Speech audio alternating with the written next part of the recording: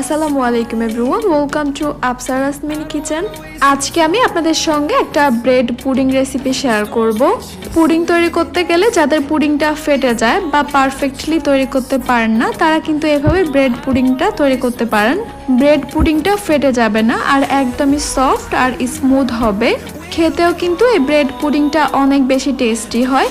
একদম সহজ রেসিপিতে করে দেখানোর চেষ্টা করব। আশা করছি আমার আজকের রেসিপি আপনাদের কাছে ভালো লাগবে। ভালো লাগলে আমার চ্যানেলটি সাবস্ক্রাইব করবেন আর বেল বাটনটি অন করে রাখবেন আমার পরবর্তী ভিডিওর নোটিফিকেশন সবার আগে পাওয়ার জন্য। তাহলে আর কথা না বাড়িয়ে আমি রেসিপিতে চলে যাচ্ছি। প্রথমে আমি পুডিংয়ের জন্য ক্যারামেলটা তৈরি করে নিব। আমি একটা প্যানের মধ্যে নিয়ে নিচ্ছি 1/4 কাপ চিনি। যেহেতু আমি এখানে নন স্টিকের প্যান নিয়েছি, তাই আমি এখানে কোনো পানি অ্যাড করব না, নাড়াচাড়াও করব না, চিনিগুলি একাই গলতে থাকবে।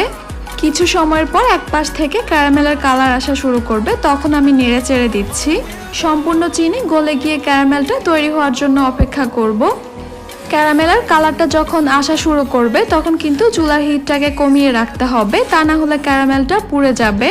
ক্যারামেলের কালারটা বেশি ডার্ক অথবা পুড়ে গেলে পুডিংটা খেতে কিন্তু তিতা লাগবে।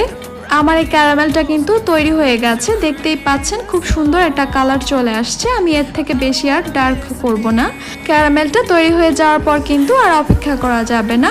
পুডিংটা আমি যে পাত্র বা মোল্ডে তৈরি করব, সঙ্গে সঙ্গে এই ক্যারামেলটাকে সেই পাত্রের মধ্যে নিয়ে নিচ্ছি। এবার মোল্ডটাকে ধরে ক্যারামেলটাকে মোল্ডের চারপাশে ছড়িয়ে নিচ্ছি। আর এই কাজটা কিন্তু খুবই দ্রুত করতে হবে, কারণ ক্যারামেলটা খুব দ্রুতই জমে যায়। এবার এই মোল্ডটাকে আমি একটা সাইডে সরিয়ে রেখে দিব ঠান্ডা হয়ে যাওয়ার জন্য। এখানে আমি 5 পিস ব্রেড নিয়ে নিয়েছি আর এই ব্রেডগুলি ছোট সাইজের ছিল। বড় সাইজের হলে এখানে 4 পিস বা 3 পিস নিলেই হবে। এবার এই ব্রেডগুলিকে আমি ছোট ছোট টুকরো করে কেটে নিচ্ছি। আমি ব্রেডের চারপাশে ব্রাউন অংশটাও নিয়ে নিলাম, আপনারা চাইলে কিন্তু এগুলো বাদ দিতে পারেন। এগুলো একটা সাইডে সরিয়ে রেখে দিচ্ছি। একটা মিক্সিং বোলে আমি নিয়ে নিচ্ছি 3টা রুম টেম্পারেচারে থাকা ডিম। আপনাদের ডিমগুলি যদি ফ্রিজে থাকে তাহলে 30 মিনিট আগে ফ্রিজ থেকে নামিয়ে রুম টেম্পারেচারে করে নেবেন। এবার আমি এখানে দিয়ে দিচ্ছি 1/3 কাপ চিনি। চিনিটা কিন্তু আপনাদের স্বাদ অনুযায়ী আপনারা বাড়িয়ে কমিয়ে অ্যাডজাস্ট করে নিতে পারেন। সঙ্গে দিয়ে দিচ্ছি আমি 1 চিমটি পরিমাণ লবণ। মিষ্টি খাবারে লবণ পছন্দ না করলে বাদ দিতে পারেন। এখন আমি ডিম আর চিনিটাকে একটা হ্যান্ড ব্লেন্ডারের সাহায্যে ভালোভাবে মিশিয়ে নিচ্ছি। আপনারা চাইলে যে কোনো ব্লেন্ডারের জাগে অথবা কাঁটা চামচ বা হুইস্ক দিয়েও ডিম আর চিনিটাকে ভালোভাবে মিশিয়ে নিতে পারেন। খেয়াল রাখতে হবে চিনিটা যেন ভালোভাবে গলে যায় আর ডিমেও যেন কোনো লাম্পস না থাকে। চিনি আর ডিমটা ভালোভাবে মিশিয়ে নেওয়া হয়ে গেছে। এবার আমি এই মিশ্রণটাকে একটা সাইডে সরিয়ে রেখে দিচ্ছি। এখন আমি একটা মিক্সিং বোলে কেটে নেওয়া পাউরুটিগুলি নিয়ে নিচ্ছি। এখন আমি এই পাউরুটির মধ্যে দিয়ে দিচ্ছি 2 কাপ লিকুইড দুধ। এই দুধটাকে আমি আগেই জাল করে ঠান্ডা করে নিয়েছি। যেহেতু পুডিংটা পাউরুটি দিয়ে তৈরি করব, তাই দুধটাকে খুব বেশি ঘন না করলেও চলবে। এবার এই পাউরুটিগুলিকে আমি 10 মিনিটের জন্য এভাবে ভিজিয়ে রাখবো।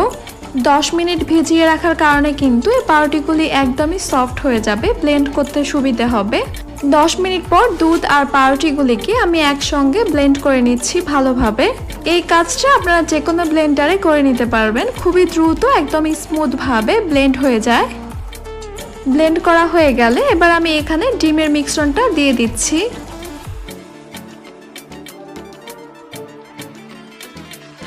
এরপর এখানে আমি দিয়ে দিচ্ছি 1/2 চা চামচ ভ্যানিলা এসেন্স।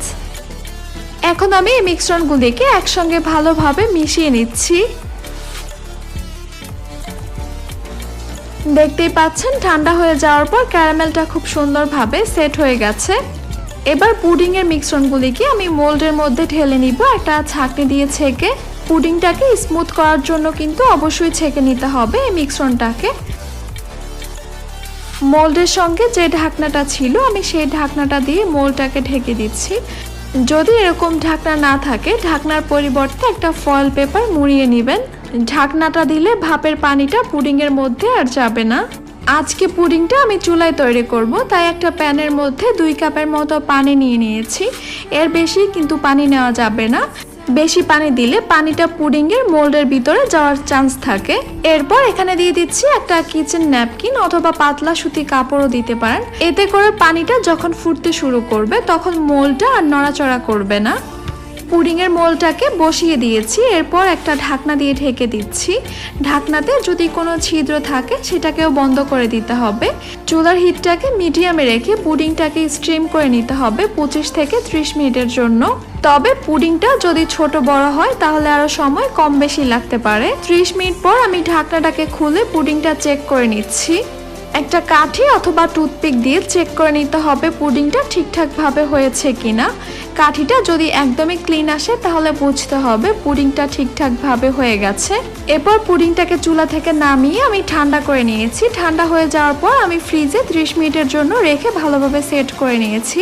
মোল্ডের চারপাশ থেকে আমি এভাবে একটা নাইফ দিয়ে পুডিংটাকে ছাড়িয়ে নিচ্ছি। এতে করে পুডিংটা খুব সহজে বের হয়ে আসবে। এবার পুডিংটাকে আমি ডিমোল্ড করে নিচ্ছি। পুডিংটা খুবই স্মুথ হয়েছে, কোনো ফাটল নেই, কোনো ছিদ্র ছিদ্র ভাবও নেই। পুডিংটা কেটে আমি আপনাদেরকে ভিতরটাও দেখিয়ে দিচ্ছি, ভিতর থেকেও পুডিংটা কতটা পারফেক্ট আর স্মুথ হয়েছে। দেখতেই পাচ্ছেন একদমই সফট আর মসৃণ হয়েছে। খেতেও কিন্তু মাশাআল্লাহ অনেক টেস্টি হয়েছে। আপনারা অবশ্যই এভাবে বাসায় ট্রাই করে দেখবেন। সব ধরনের টিপস সহকারে একদম স্মুথ আর খুবই মজাদার ব্রেড পুডিং রেসিপিটি আপনাদের সঙ্গে শেয়ার করলাম। আশা করছি আমার আজকের রেসিপি আপনাদের কাছে খুবই ভালো লেগেছে। আমার রেসিপি ভালো লাগলে আমার চ্যানেলটি সাবস্ক্রাইব করবেন, বেল বাটনটি অন করে রাখবেন আমার পরবর্তী ভিডিওর নোটিফিকেশন সবার আগে পাওয়ার জন্য। আমার কোনো রেসিপি বাসায় ট্রাই করলে আমার সঙ্গে পিকচার শেয়ার করতে পারেন আমার ইনস্টাগ্রামে অথবা ফেসবুক গ্রুপে। লিঙ্কগুলি আমি ডেসক্রিপশন বক্সে দিয়ে দিব। যে কোনো রেসিপি রিলেটেড যে কোনো কোশ্চেন অথবা অন্য কোনো রেসিপি যদি দেখতে চান তাহলে আমাকে কমেন্ট সেকশনে লিখে জানাতে পারেন। এতক্ষণ আমার সঙ্গে থাকার জন্য আপনাদের সবাইকে জানাচ্ছি অসংখ্য ধন্যবাদ। সবাই অনেক বেশি ভালো থাকবেন, সুস্থ থাকবেন। আল্লাহ হাফেজ।